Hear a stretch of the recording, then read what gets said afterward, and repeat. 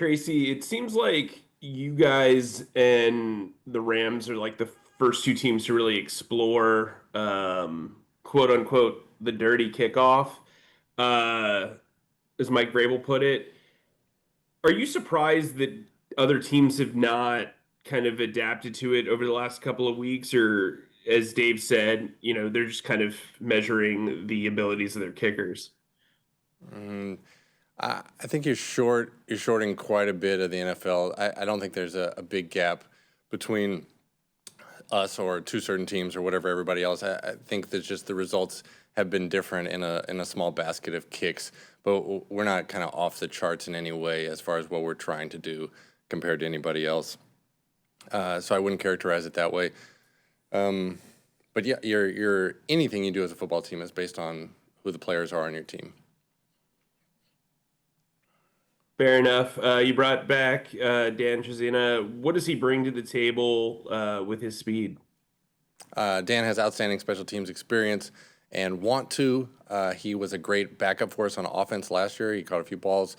He's really good as a multi-position receiver backup who can really contribute in the kicking game. So nice to have Dan back in a practicing way so far. Alex Zitlow. Hey, Tracy. I wanted to ask about a couple of starters on defense who have played a lot on special teams, namely Princely Umanmielen, DJ Wanham, and Nick Scorton. Uh, what do they bring on special teams, and what does it say about them to be such contributors on both the defense and the special teams group? Okay. DJ Wanham, his participation has been on field goal block only, which is kind of normal for a starting role. Princely hasn't officially started, but he had a bigger role on defense last week. So with anybody, I'm always trying to match their play time kind of thing. So his role has vacillated on defense and special teams kind of correspondingly.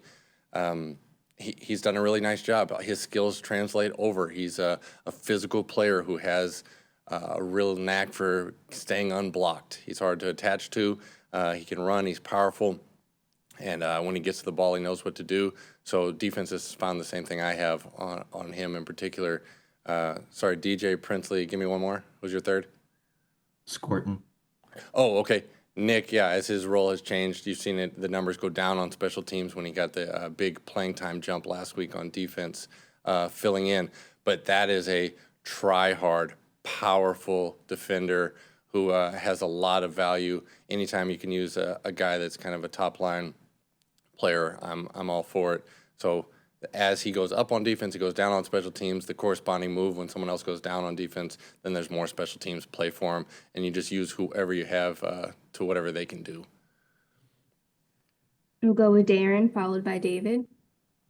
Yeah, good morning, Tracy. Yeah, and speaking about using guys in different ways, you've had a couple of guys on that kick coverage team who were kind of rotating in. I mean, two guys, one spot. How do you make those decisions? And is that based on what they did the series before on defense, or what goes into that? Case by case. If we have more guys that can contribute than we have spots for, you have 10 coverage spots available, and last week we happened to have 11 guys that were kind of had the availability to go play and the aptitude to do it well. So you can kind of use that to your advantage sometimes in getting guys to share a spot or, work, you're on this call and not that call kind of thing. So it just gives the other team a little bit more variety without doing much challenging for us. Hey, Trace, David Duden. Wanted to ask, you see the energy from your guys, and when they go, some of them going to the defensive side, a couple of the veterans have talked about, you see their energy coming over from the special teams to the defense. What is it about a player that is on special teams and gets that chance to play defense that kind of helps lift the defense, you think? Well, we're talking about one team. We're talking about, in most cases, the same person is doing two roles. These guys, as we're speaking right now, because I'm here, they're in a defensive meeting right now. So they're doing that part of the job. They're all with each other all day. So they like to, if you're on the right kind of team, they like to celebrate each other's success no matter what the play is. So they can it just kind of feeds into himself. If one of their guys has a big play on special teams, they get excited for him. And the same thing happens on defense. When the defense makes a big play on third down to stop them, the punt return team, you'll see, takes the field with an energy that in the same kind of vein because they're excited for their defensive teammates also. So if you have a team that's playing together, playing with each other, playing for each other, it all kind of just goes play to play, no matter if the next play is another offensive play or if it happens to be a special teams play. It's one of those things. The field goal team or the extra point team certainly takes the field with some excitement for what the offense has just done. I'm just curious though, because these guys on special teams are in a kind of prove it mode. That's their proving ground to get them more time. Does that even raise that energy level even more? I mean, people talk about Ransom and what he brings when he comes in there, and his excitement level. Anything you've noticed specific about that? The more competitive a roster you have, the more that leads into it because the guys, you're taking your opportunity to go. And if you're seeing it as a springboard to more defensive play, great. If you're seeing it as a springboard to more special teams play, even better. So it's that thing. So you just want the kind of guys that want to be out there making plays, and you love the guys that support each other on the way to, whatever their missions are. Mm-hmm. And we saw how much confidence you have in Ryan last week with the long field goal. How much longer would you have gone with that one? Don't know. We turned down that same kick in the same game, on an earlier possession. So it's real game situation and the weather conditions of that day. We'll see what it feels like in Massachusetts, and then, we go from there. But it's strictly like a series by series, play by play decision on all those. What you think is best for the team at that time. Okay, appreciate it. Thank you. Sure. Cass, followed by Mike Kay. Hey, Tracy, how's it going? Hi, Cass. Good morning. There were 4 blocked field goals in the NFL this Sunday. I think the NFL said that's the most since like 1991.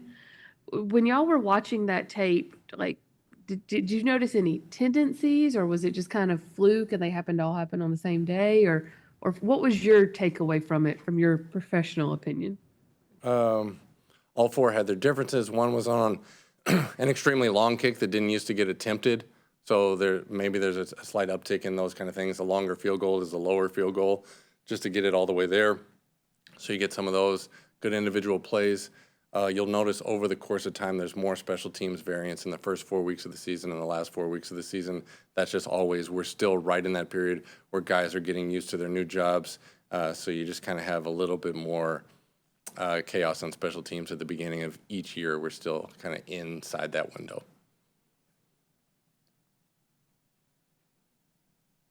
Mike Kay. Yeah, Tracy, I was going to ask something similar to what a follow-up basically to what you said. How you guys are having a lot of success early. How do you prevent potential regression, with attrition, with kind of different circumstances throughout the year, being that obviously you're managing with a bunch of, like a rotation because of injury and different roles? Well, there's no such thing as an everlasting schematic advantage in the NFL. Like people watch what you do, so you have to keep going. You watch what other teams do, and you're just coming up with the best plan for that week.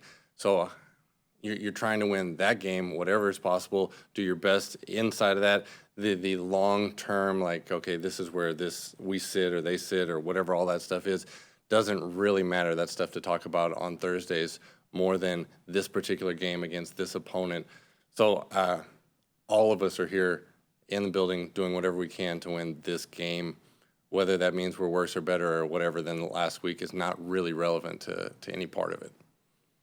With that said, when you plan from week to week and you see somebody stand out who maybe wouldn't have had a role otherwise, for instance, Dale Campbell with his gunner reps this past week, do you obviously it's going to matter about offense and defense, but is there a thought process of carrying over that momentum?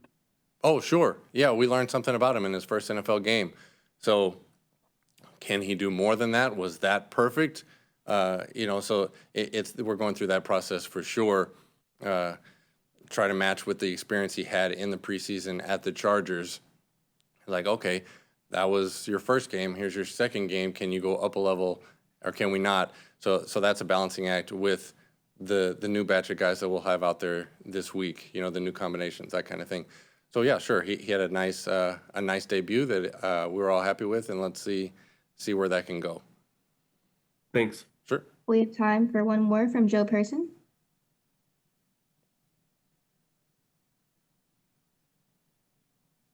Hey, can you hear me? Yeah, I got you, Joe. Sorry, Tracy, was messing with the mute button. Gibson has the NFL's longest kick return of the year. I was looking at it, it's hard to, it didn't look like it came on a knuckleball kick. What'd you see from that particular return, and what sort of skill set does he have? Joe, your mute button reminded me that I got to say happy birthday to my mom, who also has Zoom muting issues from time to time. So that was her yesterday. They were getting a different style of kick in Miami right there. So he has seen everything that they returned. He was a primary returner for them a year ago. Has been a good returner in the past with the old kickoff scheme, the new kickoff scheme. Really talented guy that you have to get his momentum stopped because he will run through and break tackles. Always been an issue there. They have two very good returners on kickoff to handle that. There's so many factors in fielding the ball as far as you have 53 yards of width, you have 20 yards of depth to put this ball in any of those places. There's no way to see every person react to every kick before you get there. So you're just trying to do whatever you can do best and play it that way. The notable part about that particular return is that he decided that he was not going to be tackled and went 90 yards before he stopped. Thanks. And then quickly, I feel like Graham Gano or somebody over the years mentioned Gillette being kind of a tricky win situation. Is this a good time of the year though? Are the winds a little less this late September? They have an open corner of their field. They've adjusted that stadium, over the years. It's changed a little bit, but the northeastern part of the country has worse weather than other parts of the country. That's the best I'm going to do right now without setting off some storm. But that's one of the ones. Any outdoor stadium has its differences that you have to deal with. That place can be windy, and we'll be ready to handle whatever way we're going.